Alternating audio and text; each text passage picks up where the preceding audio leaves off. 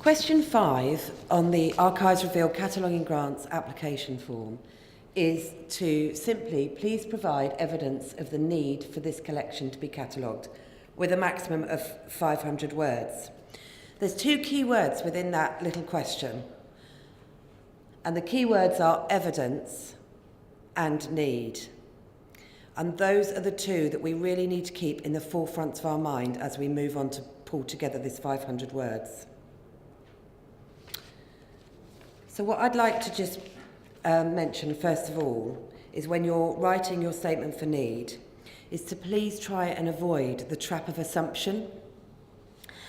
I think there's a real danger when we write about our service, particularly when we're writing for an archive-specific fund, as you would be, that we assume a level of understanding about our collections and the need for the cataloguing of our collections, of your collection. It's really easy to make that assumption. And again, I'm going off script, poor Sam, but I don't know if anybody had the BBC News on this morning whilst you were getting ready to come to the conference. And there was a gentleman being interviewed from the Isle of Man. He was a voluntary group. He's been campaigning for years to get the pier in the Isle of Man regenerated. And finally, he gets on BBC News. It was on the national BBC News this morning, and he's being interviewed, and he's passionate about this. And the journalist said to him, why do we need to spend money on regenerating the pier? It's like your dream question, isn't it? And love him. He said, we've only got one, the pier's unique, we've only got one of them, and we really want it done. And I thought, oh no, that was your opportunity. But I think it's very easy when you're passionate about your collection to sometimes fall into that trap of assuming others will appreciate how important it is to get that catalogued. And that's what I really want you to bear in mind when you're writing this, that we don't want you to fall into that trap. Because an assumption of that kind will make it look like a want, and it's not. Okay? So how do we avoid stepping into that trap? I would like you to consider the need from 2 other perspectives. So not from the perspective of your organisation, but from the perspective of the end user of the collection and from the perspective of the funder, if possible, please. So what does a funder want? When I was rehearsing nervously, I put these slides up and Kate said, yeah, that's really good. That's what a funder wants. They want the world. So what does a funder want? Well, why are funders joining us to fund cataloguing rather than investing their money in another third sector organisation? Why are they doing that? Essentially, funders want to bring about change of experience for your end users, okay?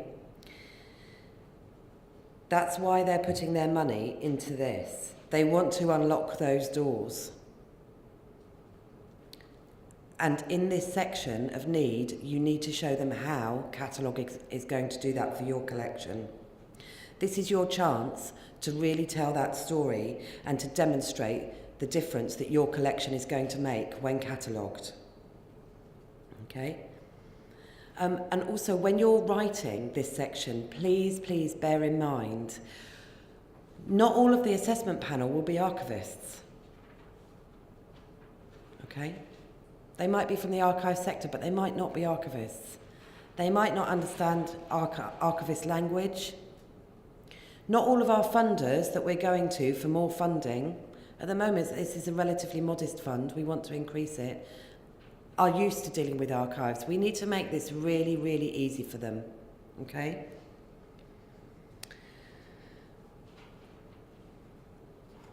So, why does Archives Revealed fund cataloguing? We aren't funding cataloguing just to simply reduce the backlog, okay?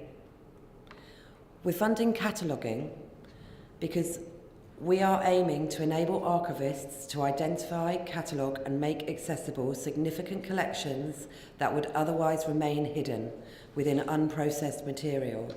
This will open up a wide range of archive collections to the public, initiating new research, inspiring creative responses to archive material and making connections with people and communities. That is why we're funding cataloguing. Please bear this in mind when you're writing your needs statement. So what are the aims and objectives of Archives Revealed?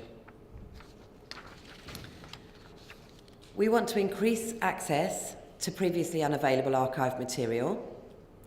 We want to increase engagement with archive collections to wider audience groups. We want to enable deeper use of archive material to further understanding of collections. And as Kate mentioned earlier, we want to increase confidence and skills of archivists to enable them to successfully secure income and to fund archive development. Those are the objectives of Archives Revealed. Okay? So, when we assess the 500 words that you write about need, we will be looking at, have you demonstrated a limited potential need,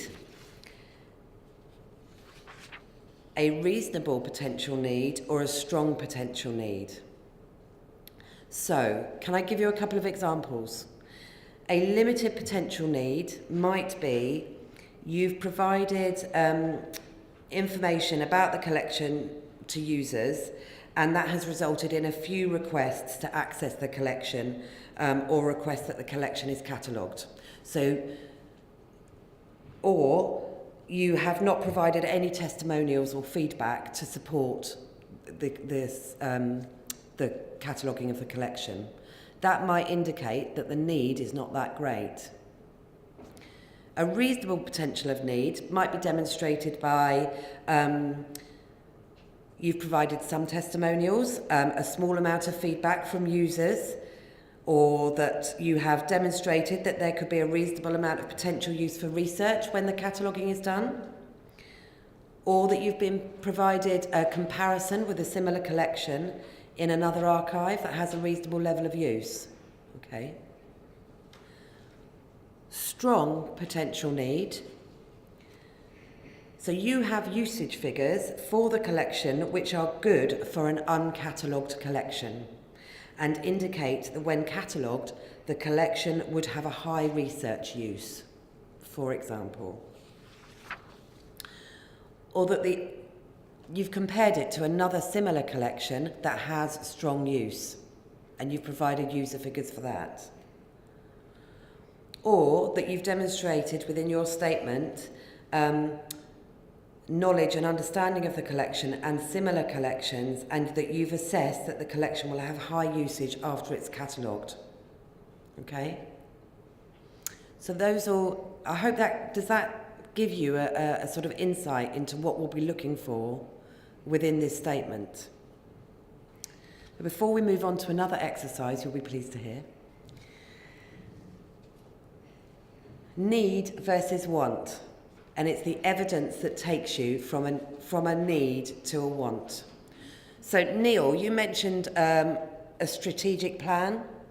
It might be that the strategic plan of your local authority organisation expresses a need for cultural objectives, and cataloguing your collection would help meet that need.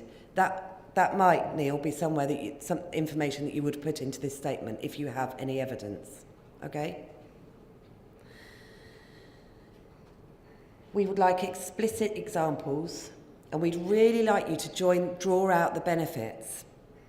We all know the benefits, but somebody reading your statement might not. It's going blind. They don't have any knowledge of your collection. Okay? So please. And you'll feel like you're joining the dots like a dummy's guide, but you're not. You need to be really explicit in the benefits that cataloguing your collection is going to deliver. So, some final hints and tips when filling in a funding application. Do any of you use plain English or Hemingway? Yeah? You do? Brilliant. I find it invaluable. If you're sitting on your own on the 10th of January, and the closing date is the 12th, by the way, I don't know if I mentioned that, and you feel like you're writing through treacle, this is a website that might be helpful. I use it all the time. So keep it simple, and plain English might help with that. Use positive statements of intent. So sometimes when you're writing a funding application, do you find yourself thinking, if we get the money, we might be able to, we may... Don't do that. Tell us you will. Be positive. So we will X. And spell things out. We mentioned it earlier. Really avoid assumption. Join up the dots. Tell us what the benefits are. Don't leave anything to mystery and making an assumption. Sensitivity Act for jargon, obviously. And don't leave the reader to join the dots.